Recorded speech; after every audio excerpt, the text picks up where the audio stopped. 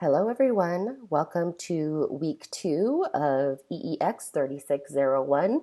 In today's mini lecture, we will be discussing basic definitions and characteristics of applied behavior analysis.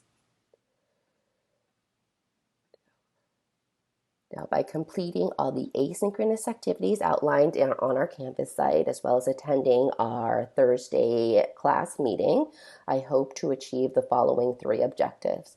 First, that you'll be able to identify the key players in the study of human behavior. Second, that you'd be able to define and provide examples of basic behavioral principles that form the foundation of ABA, namely positive reinforcement, negative reinforcement, punishment, and extinction. And finally, that you'll be able to identify and describe the key dimensions of applied behavior analysis. Your textbook introduces you to a number of historical players who were influential in shaping what is now known as applied behavior analysis. I want to point out 2 of these key players. First being John Watson. John Watson was an American psychologist in the late 1800s, early 1900s, who is often credited as being the founder of behaviorism. His work was quite influential as well as quite controversial at the time, because the prevailing notion was that who we are to become and our behaviors are largely determined by genetics, that who we are to become and our outcomes are determined or predetermined by our inheritance. Right? John Watson challenged that notion by saying we as human beings arrive in this world as blank slates, and that environment is actually much more powerful than genetics. And to prove his theory, he conducted what now is a very famous experiment with one of his doctoral students' children named Little Albert.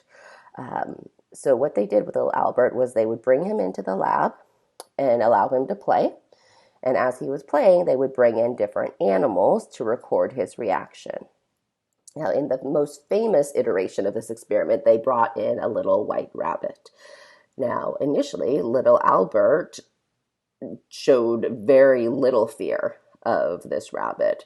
But John Watson wanted to show how changing his environment and introducing other environmental influences, he could teach little Albert to be scared of this rabbit. So the next time they brought in the rabbit, they introduced a large clanging sound.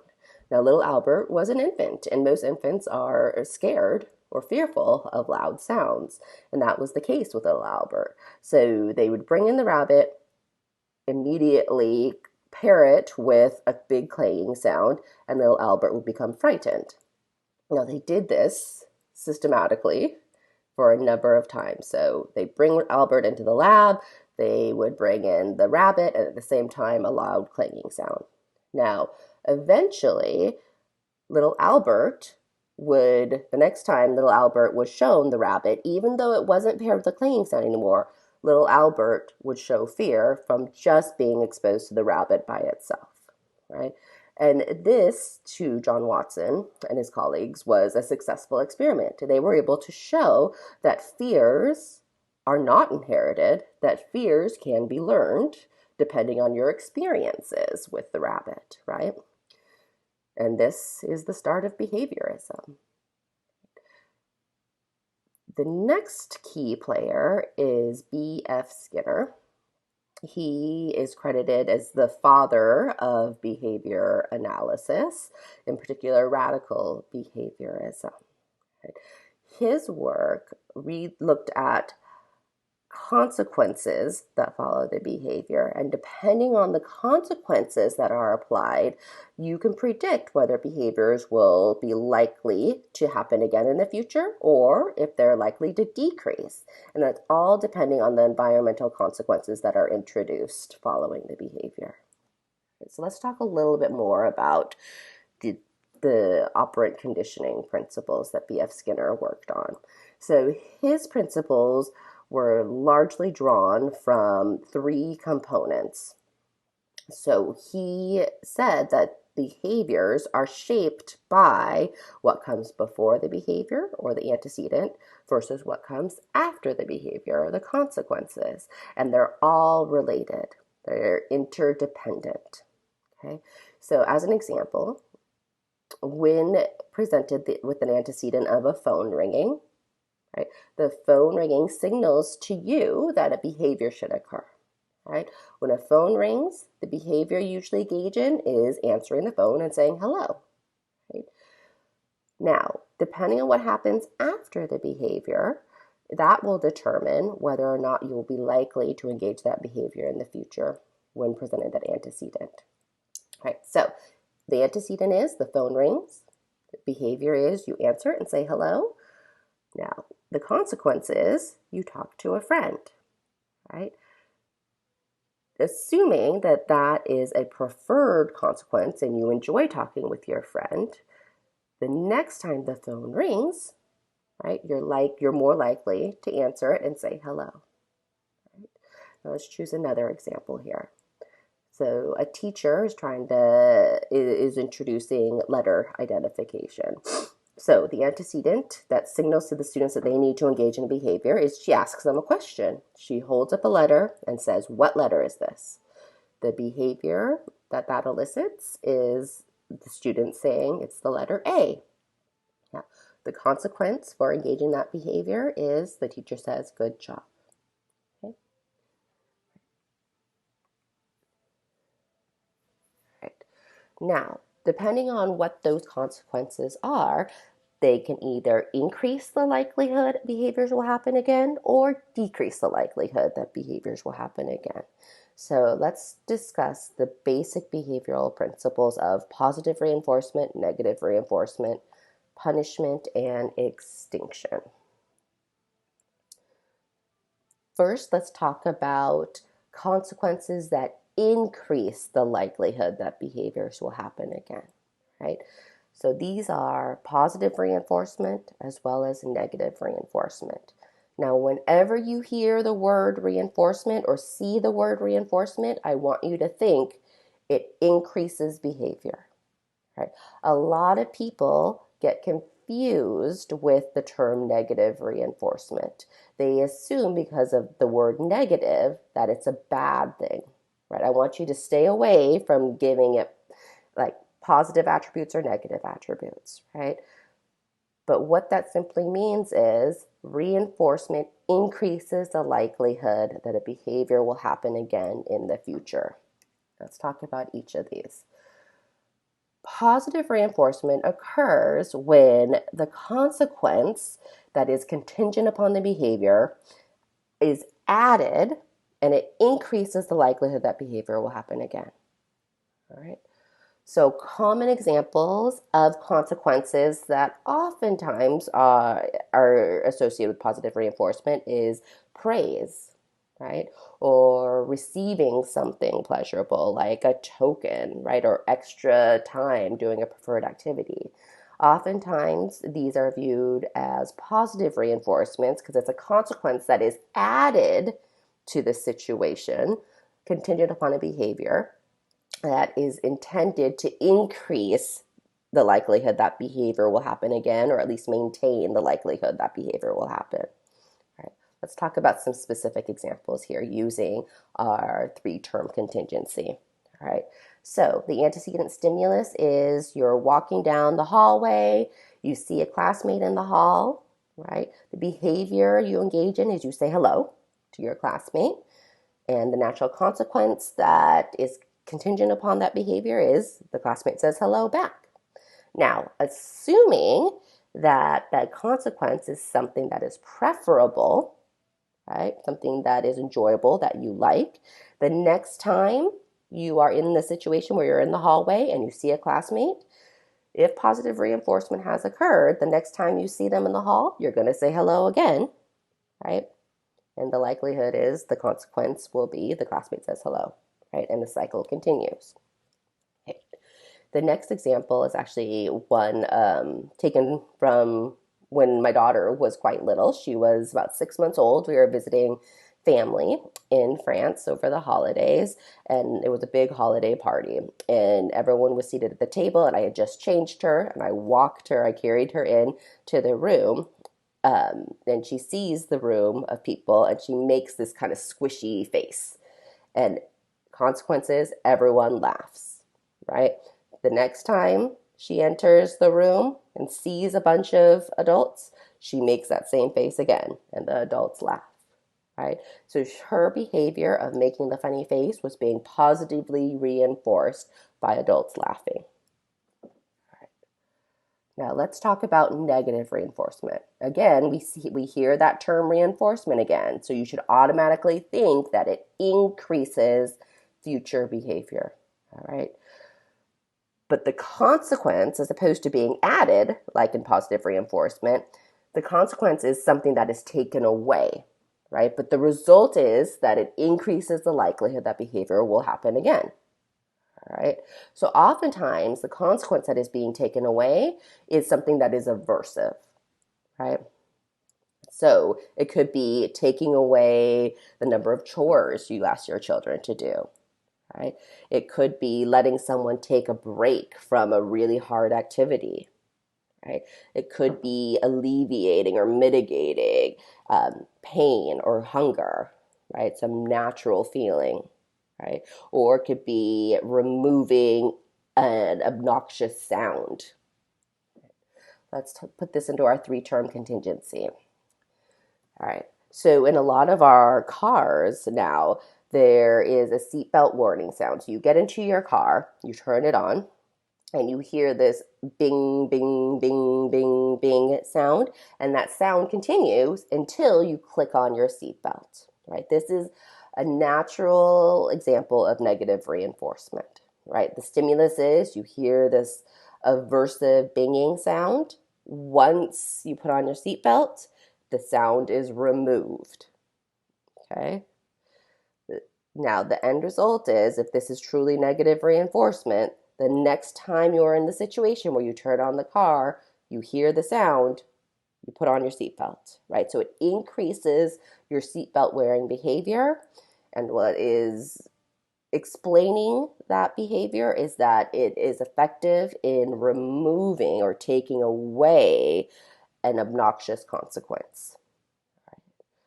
Another example is quite relevant for us being in Florida is you get a mosquito bite, right? And you feel it itching, right?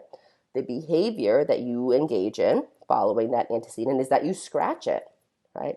The immediate consequence is you get some relief from that itch. The itch is taken away, right? Now we know that you weren't supposed to itch your mosquito bites because it actually makes it worse, but the immediate consequence is that you do get some relief. So the itch is taken away. And assuming that removing the itch increases the likelihood that you will scratch again the next time you have a mosquito bite, we can say that it has been negatively reinforced. Okay. All right, now let's talk about consequences that decrease the likelihood a behavior will happen. All right. Punishment. The term for punishment is, or the definition for punishment is a behavior that is followed by a consequence that decreases the behavior's future rate of occurrence, right? So a lot of times people believe that they're trying to punish something, but it is only punishment if it is effective in decreasing the future likelihood that that behavior will happen again, right? So, punishment does depend on the consequences that are applied, right? But I want to stay away from viewing punishment as completely a negative, aversive thing, right? Punishment is something that we all engage in behaviors that we want to decrease or eliminate, right? So think of punishment without the emotion, right? Punishment is simply a term to describe how we decrease undesired behavior. Okay. So oftentimes punishment is associated with corporal punishment. So spanking, right? Or like physical consequences to decrease behavior. So that is definitely one example, but it's not the only example, right? Punishment can also be something like a student calls out in class without raising their hand. You would like to decrease the calling out behavior. So a punishment that's applied is that you correct his behavior. You reprimand him and say, well, next time you need to raise your hand before I can call on you. If that decreases the likelihood that behavior will happen again, then punishment has occurred. Right? So now I want you to think, how is punishment different from negative reinforcement? Because those two terms are oftentimes confused. Right? Hopefully you know now that punishment results in a decreased behavior in the future. Negative reinforcement results in an increased likelihood that behavior will happen again. Now let's talk about extinction. Extinction is another behavioral principle that explains a decrease in behavior, but it specifically refers to the removal of reinforcement. So this is an example of when something exists because it's been positively reinforced, right? And we put it on extinction by removing what was previously reinforcing it, okay? So let's give an example of trying to sleep train babies, right? So when my daughter was young, whenever she would cry, right?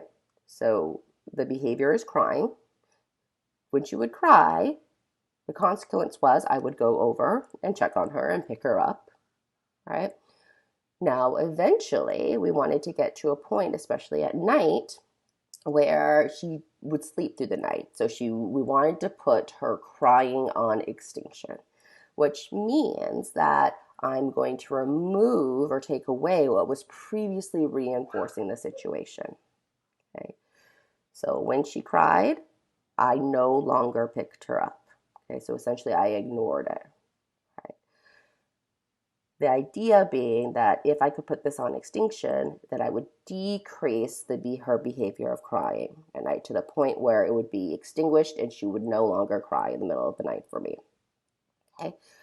Now, what happens oftentimes when you put a behavior on extinction is there's an extinction burst, meaning when you're first starting it out, the individual engages in that behavior more frequently, right, or with more intensity, right, because they're not receiving the consequence that they're expecting, right? Eventually, that will decrease, okay? But it is expected that when you're putting a behavior on extinction, it oftentimes gets worse before it gets better. All right, so let's talk about applied behavior analysis in particular, right? Now, ABA is rooted in operant learning principles that was developed by B.F. Skinner, as well as the behavioral principles that we just discussed. But applied behavior analysis takes it as a framework or a scientific approach to learning that is taking these behavioral principles to a different level to explain human learning, right?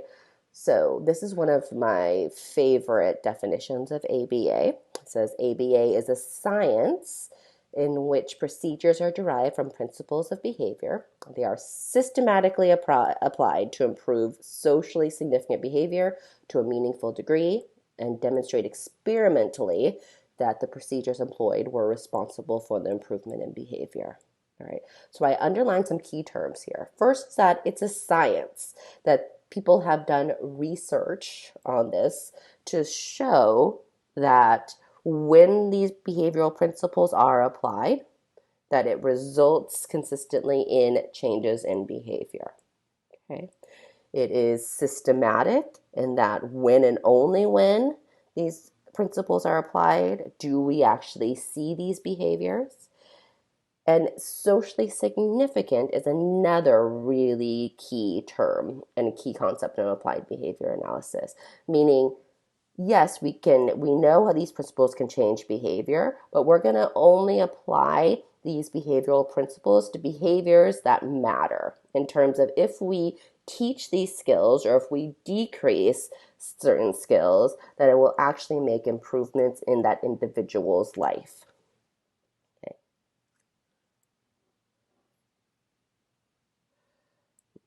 All right. Now, I mentioned that it is a systematic experimental study. There is a journal that is devoted entirely to publishing research on applied behavior analysis. It was founded by Don Baer, Mott Wolf, and Todd Risley, and they outlined key dimensions that define applied behavior analysis. And this is also covered in the article that you're going to read from Amanda Butow and Kara Hume. So let's go over the 7 dimensions of applied behavior analysis. First is that to be ABA, it needs to be applied. It needs to be determined to be socially significant to that individual. Okay. It needs to be important to the participant or important to society. Right? Next, it needs to be behavioral.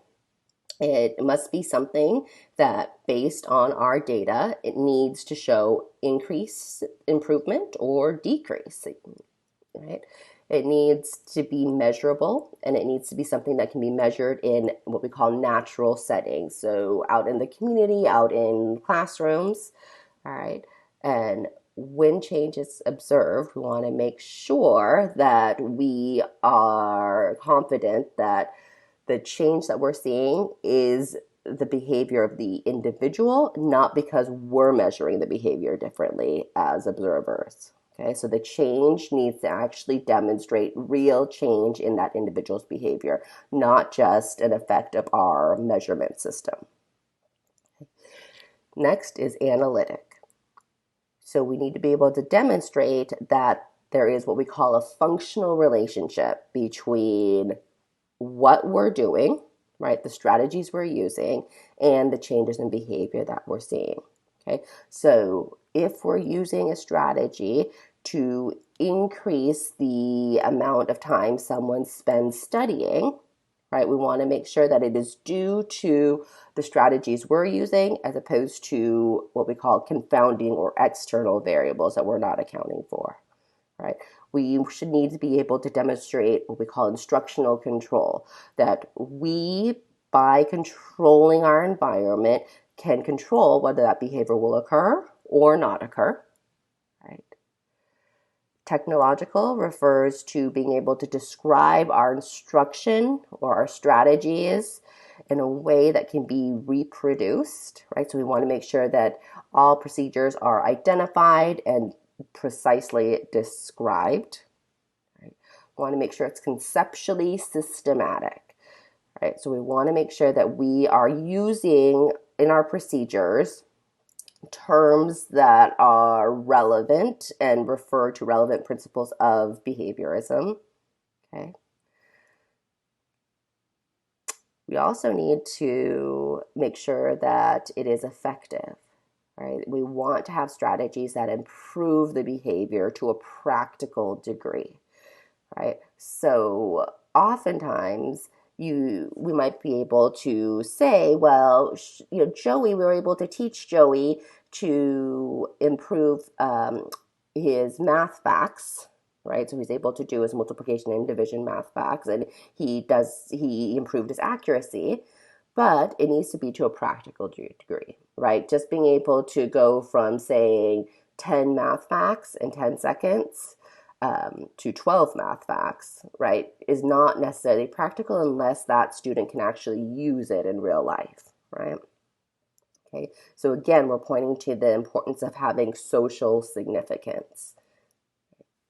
And then generality. The skills that we are teaching or the behaviors that we're teaching or decreasing must last over time, right? So it must endure over time. So something that we teach in 4th grade, the student will still know how to do in 5th grade. Okay. It must be able to appear in environments other than the setting in which we taught it, right? So if he can do it in math, I want him to be able to also do it in his social studies class. right? And we want to make sure that it spreads to other behaviors that weren't directly taught, right, but are relevant. All right.